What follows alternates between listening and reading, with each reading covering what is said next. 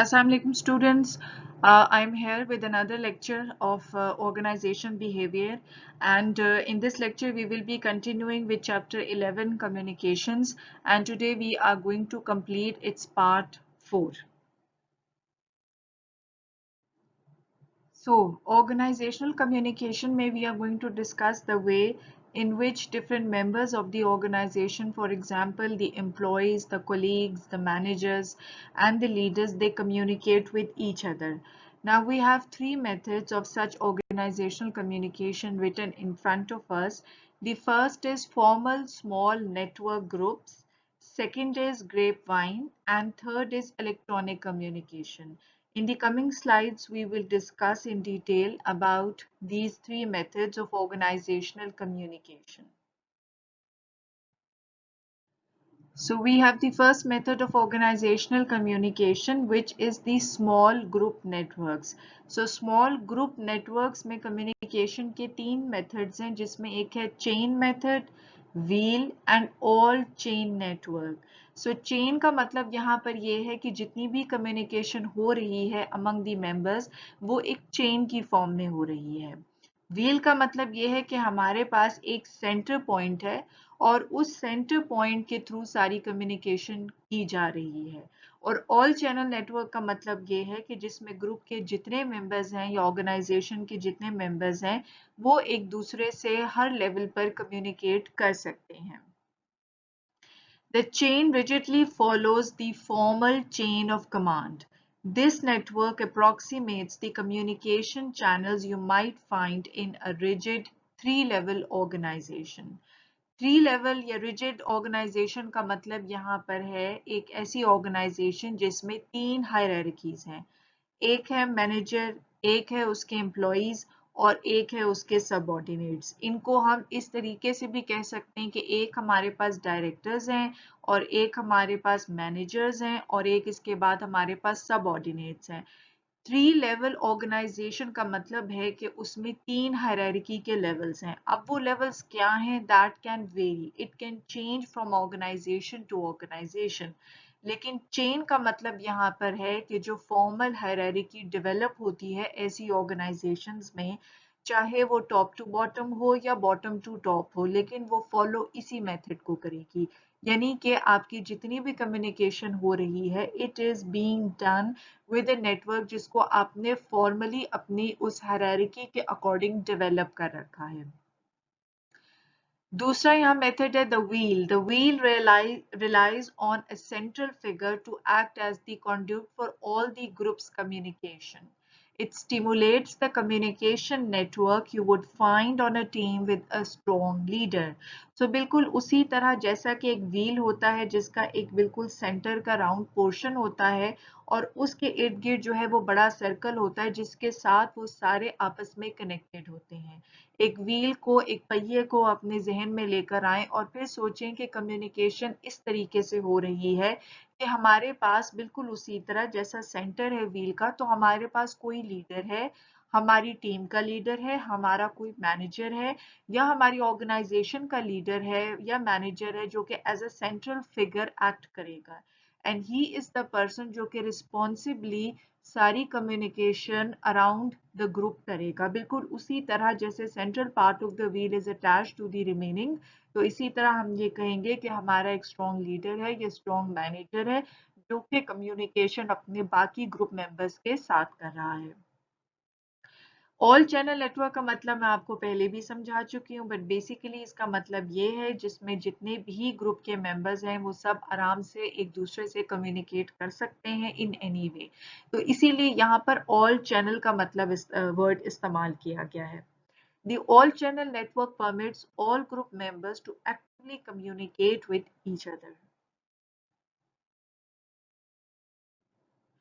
So the second method is about grapevine. Grapevine का मतलब है कि कोई भी ऐसी information जो कि false भी हो सकती है, usually it is false, लेकिन वो spread करती है in an organization and it is usually about the people who are working in the organization or somehow it is related to the company.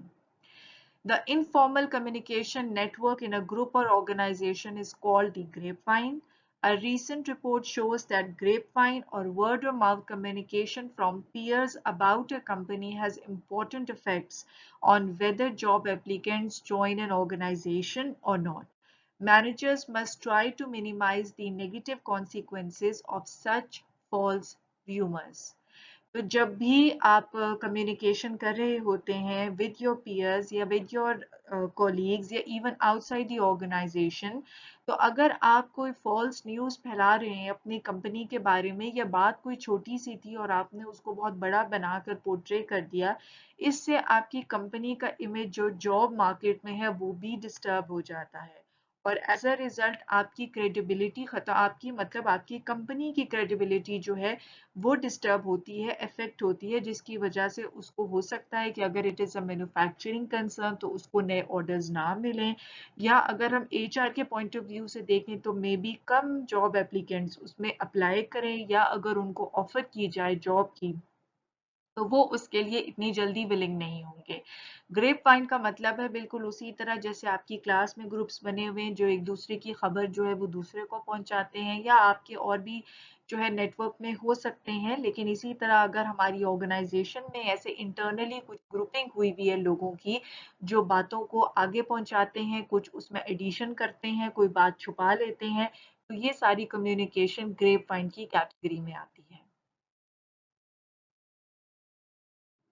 So we are all familiar with what electronic communication is. It is the short form of email. All of us have been receiving or sending emails at any part of our life. तो हमें इसके बारे में काफ़ी information है.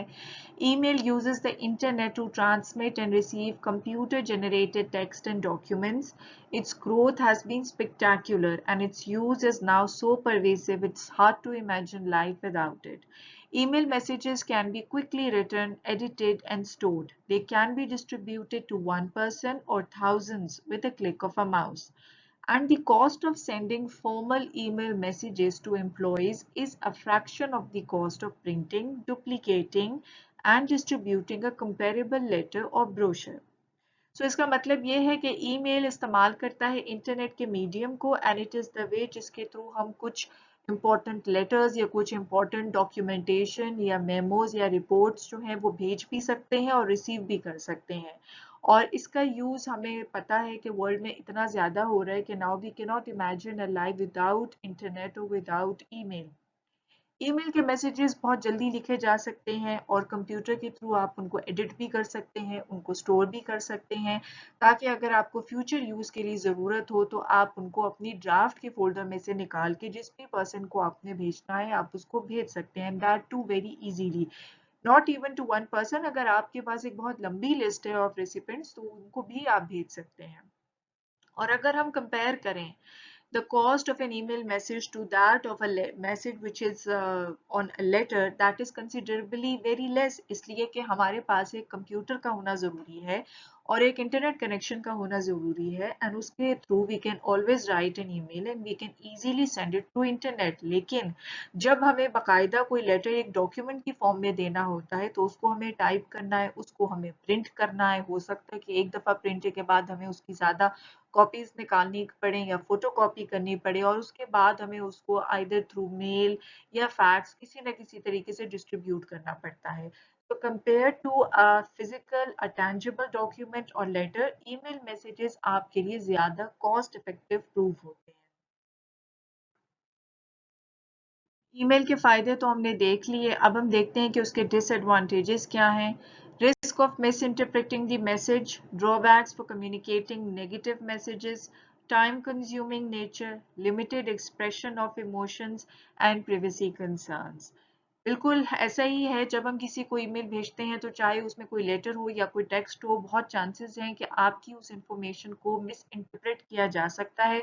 इसके अलावा आपको एक मीडियम मिल जाता है जिसके थ्रू आप नेगेटिव मैसेजेस भेज सकते हैं, और वो भी विद फॉल्स आइडेंटिटीज या एनोनिमस ईमेल्स, जिसमें रिसिपेंट को नहीं मालूम कि उसको अगर ये कोई मैसेज नेगेटिव मिला है या ब्लैकमेलिंग करने के लिए मिला है तो ये किसने भेजा है और उसको किस तरीके से आप एक्सेस कर सकते हैं।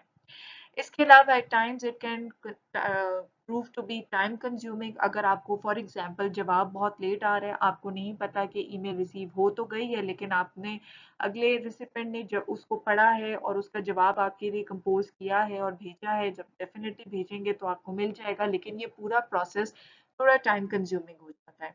इसके अलावा आप उसमें अपनी बॉडी लैंग्वेज, अपनी आई मूवमेंट्स, अपने फेशियल एक्सप्रेशंस को शो नहीं कर सकते। सो एट टाइम्स जब मैसेज आपके रिसीवर को मिलता है तो वो मैसेज इन इमोशंस से खाली होता है, which can pose difficulties for that person to understand the tone of your message. The last point is privacy concerns, because we don't know कि हम जहाँ मैसेज भेज रहे हैं या जहाँ से हमें मैसेज आ रहा है वो वाकई कोई ट्रू आइडेंटिटी है या कोई हैकर है, या हमारी इंफॉर्मेशन जो है दैट कैन बी स्टोलन और that can be accessed on the internet. So ये हमारे और कंसर्न्स हैं जो कि ईमेल के इस्तेमाल करने में हमें पेश हो सकते हैं। So now we are starting another topic which is barriers to effective communication, यानी कि क्या problems हो सकते हैं एक proper communication के process में, जिसमें we have filtering, selective perception, information overload, emotions, language, silence, communication apprehension and lying. We will discuss these in detail in the coming slides.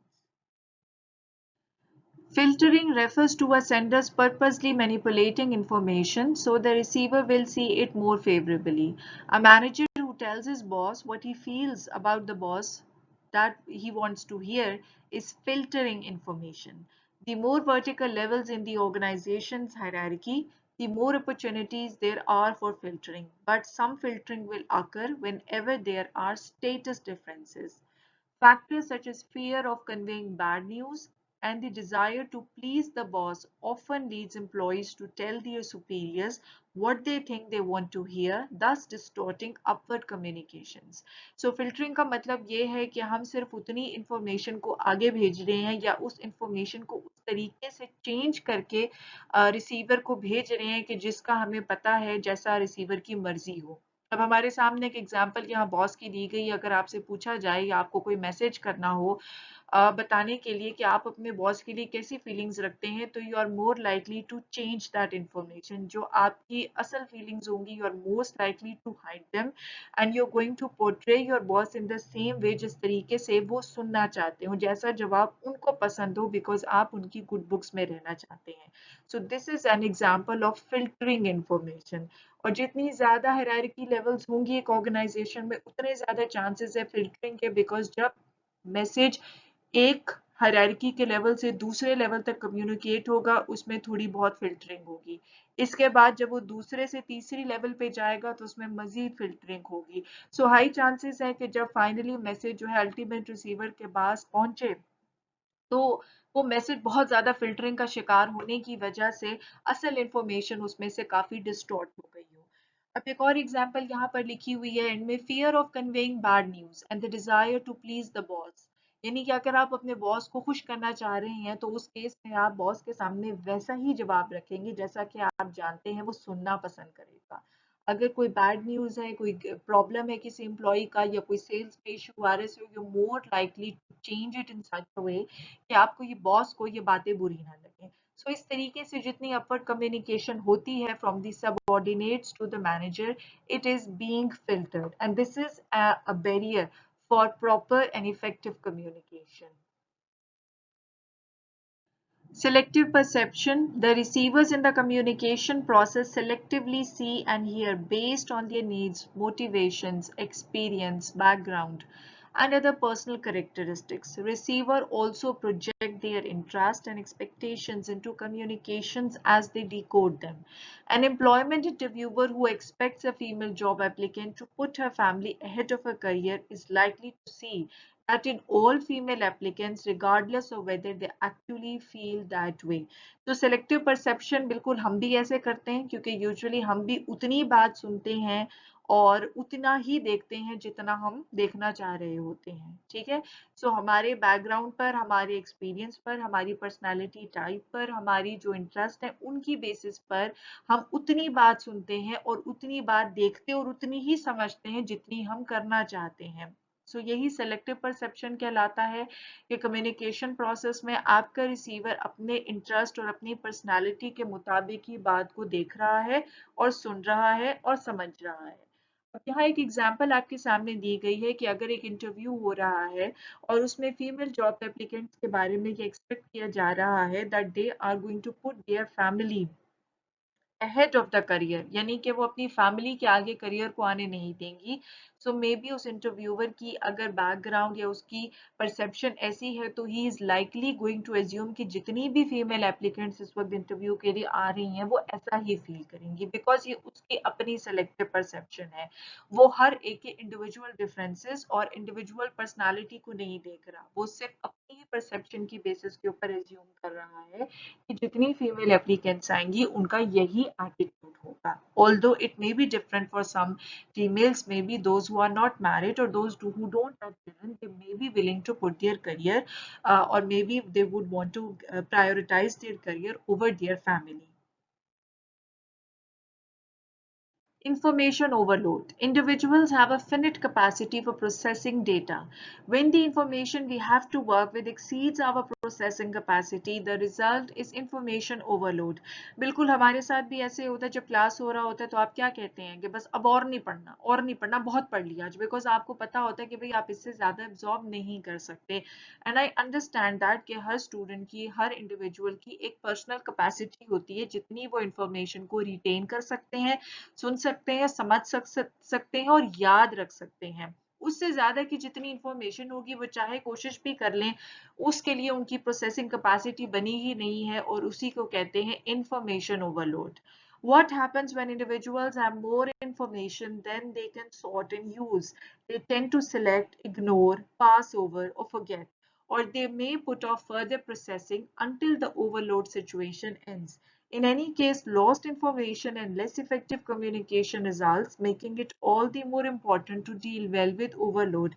Usually ऐसा होता है कि जब आपके पास अपनी इस्तात से ज्यादा इंफॉर्मेशन आपको कभी याद करनी पड़ जाए तो वो आपसे नहीं हो रहा होता, और इवेंचुअली ये भी हो जाता है कि जितना आपने पिछला भी याद किया होता है आप उसको भी भूल जाते हैं। So this is one problem with information overload, because if you are getting more information than your mind can actually process, you will not be able to retain or recall that information जो कि आपकी capacity में भी आती थी।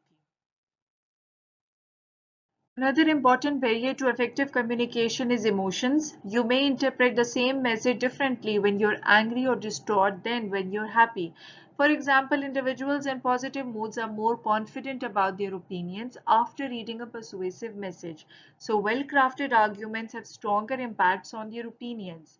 People in negative moods are more likely to scrutinize messages in greater detail, whereas those in positive moods tend to accept communications at face value. बिल्कुल, कभी आपके घर में भी ऐसा होता होगा ना, आपने कोई बात अपनी अम्मी या अब्बू से पूछनी होती होगी तो आप कहते होगे कि भाई आज ना पूछो, आज उनका मूड नहीं ठीक, आज उनका मूड खराब है तो डेफिनेटली वो मेरी बात नहीं मानेंगे। और फला दिन पूछ लेना, या फला दिन हम मौका देख रहे होते हैं किस वक्त उनका मूड अच्छा हो तो फौरन से हम अपनी फरमाइश डाल लें। तो यही बात यहाँ पर की गई है कि जब आपके इमोशंस पॉजिटिव होंगे so you are more likely to be more confident in your opinion, और फिर आपकी जो कम्युनिकेशन होगी वो भी पॉजिटिव होगी।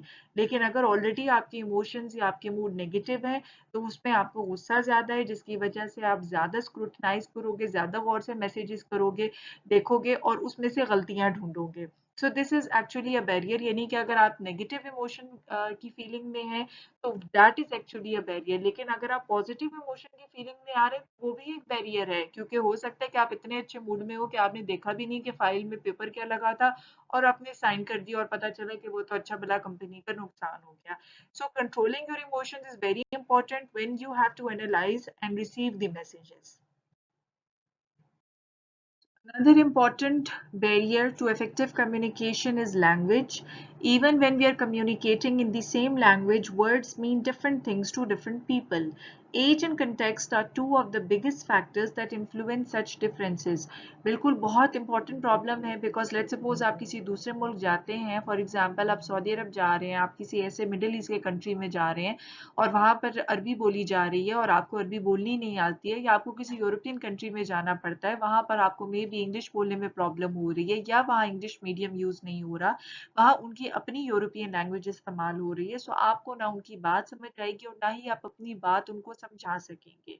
So language is a very important barrier. तो जब भी आपने किसी फॉरेन कंट्री में जाना हो तो इट इज़ गुड कि अगर आप उनकी जो बेसिक बातें हैं, how are you, thank you, good morning, ये सीख लें। So this is also healthy for you. Silence. It's easy to ignore silence or lack of communication precisely because it is defined by the absence of information. However, research suggests silence and withholding communication are both common and problematic. One survey found that more than 85% of managers reported remaining silent about at least one issue of significant concern. Employee silence means managers lack information about ongoing operational problems, and silence regarding discrimination, harassment, corruption, and misconduct means top management cannot take action to eliminate this behavior. Finally, employees who are silent about important issues may also experience psychological stress. तो silence या communication ना करना भी एक problem है। जैसे कभी हम घर में खामोश होते हैं तो हमारे फैमिली मेंबर्स या दोस्तों को अंदाजा हो जाता है कि हम आज चुप हैं, इसका मतलब है कि हमारे साथ कोई ना कोई प्रॉब्लम है। हम चुप इसलिए नहीं होते कि हमारे पास करने को बात नहीं होती या we are short of words, but हमारे माइंड में कोई ना कोई प्रॉब्लम या कोई ना कोई इशू सर्कुलेट कर रहा होता है जिसकी वजह से we either don't want to talk या हमारा मूड अच्छा नहीं होता तो इस वजह से we don't want to talk about that certain issue whatever.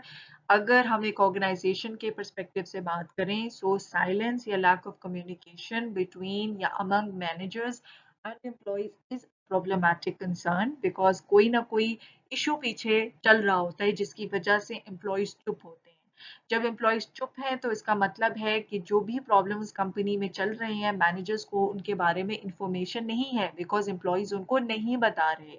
और अगर कुछ ऐसे इश्यूज हो रहे थे जैसा कि यहाँ स्लाइड में मेंशन है, डिस्क्रिमिनेशन का या हरासमेंट का या करप्शन का या मिसकंडक्ट का, और ऐसी इंफॉर्मेशन को मैनेजर्स तक ना पहुंचाना is detrimental for the company because eventually ये प्रॉब्लम्स इतने बड़े हो जाते हैं कि या तो कंपनी को बहुत बड़ा लॉस होता है इन टर्म्स ऑफ प्रॉफिट या रेपुटेशन, या बहुत सारे एम्प्लॉयज कंपनी को छोड़ के जाना चाह रहे होते हैं और उसकी वजह से टर्नओवर रेट ज्यादा होता है और परफॉर्मेंस और प्रोडक्टिविटी नेगेटिवली अफेक्ट हो रही होती है। इसके अलावा अगर एम्प्लॉयज कुछ ऐसे इश्यूज से फेस कर रहे हैं but they still keep silent and they do not tell this और do not communicate it to their managers, तो इवेंचुअली आहिस्ता आहिस्ता वो एक साइकोलॉजिकल स्ट्रेस में भी चले जाएंगे, एक ट्रॉमा उनको होगा और इजीली वो फ्रस्ट्रेट हो जाएंगे और वो इवन बर्न आउट की सिचुएशन में भी चेंज हो सकता है। Communication apprehension, second last barrier to effective communication. An estimated 5 to 20% of the population suffers debilitating communication apprehension or social anxiety. These people experience undue tension and anxiety in oral communication, written communication, or both. They may find it extremely difficult to talk with others face to face or may become extremely anxious when they have to use the phone, relying on memos or emails when a phone call would be faster and more appropriate. Studies show oral communication apprehensiveness avoids situations such as teaching, for which oral communication is a dominant requirement. तो communication apprehension का मतलब ये है कि आप एक social anxiety से सफर कर रहे हैं। आपकी मुल्क में बहुत सारे लोग around the world they are suffering from social anxiety और इसकी वजह से they are not able to communicate properly with people, चाहे वो ओरल फॉर्म में हो या रिटन फॉर्म में हो। और जब भी ऐसा टाइम आता है कि उनको कम्युनिकेट करना पड़े तो वो एकदम से एंजाइटी या टेंशन में आ जाते हैं। स्पेशली जब फेस टू फेस या फिजिकल कन्वर्सेशन हो कुछ लोगों के लिए वो बहुत टफ होती है, बट ग्रेजुअली प्रैक्टिस के साथ आप इस चीज को इम्प्रूव कर सकते हैं। और इसके अलावा कुछ लोग ऐसे भी कर सकते हैं कि जब उनको फोन पे बात करनी हो तो वो उसमें इतनी टेंशन लेना शुरू हो जाए कि वो प्रेफर करें कि वो फोन पे बात ना करें, तो उससे बेहतर है कि वो मैसेज कर दें या ईमेल कर दें। लेकिन अगेन वो मैसेज करना या ईमेल करना इस मसले का हल नहीं है। स्टडीज ये बताती हैं कि वो लोग जो कि ओरल कम्युनिकेशन एप्रीहेंसिवनेस के प्रॉब्लम में होते हैं they are more likely to avoid the situations जहां पर उनको oral communication करने की जरूरत हो. फॉर एग्जाम्पल एक ऐसा शख्स जिसमें ये कॉन्फिडेंस नहीं है वो टीचर नहीं बन सकते बिकॉज टीचर में तो आपने फेस टू फेस अपने स्टूडेंट्स के साथ चाहे वो बच्चे हो या अडल्ट हो उनसे कम्युनिकेट करना है ऑल द टाइम. बट अगर आप इस सिचुएशन में फॉरन एंशियस हो जाते हैं या टेंसअप हो जाते हैं then this is not going to be the right profession for you. Similarly अगर आप सेल्स की फील्ड में जाना चाहते हैं but again you suffer from this problem of apprehension then again it is not the right career field for you. The last important barrier to effective communication, lying यानी झूठ बोलना. The final barrier to effective communication is outright misrepresentation of information or lying. People differ in their definition of what constitutes a lie. For example, is deliberately withholding information about a mistake you made a lie? Or do you have to actively deny your role in the mistake to pass the threshold of deceit? Lying यानी झूठ बोलना यानी कि जब आप अपनी मर्जी से willingly information को तोड़ मड़ोड़ रहे हैं उसको मिस रिप्रेजेंट कर रहे हैं और चेंज कर रहे हैं. फॉर एग्जाम्पल आपसे कोई गलती हो जाती है और आप उसके लिए झूठ बोलते हैं और डेलिबरेटली झूठ बोल रहे हैं. You are withholding that information, you are stopping the flow और communication of that information because the mistake was made by you. आपने उसमें झूठ का सहारा लिया.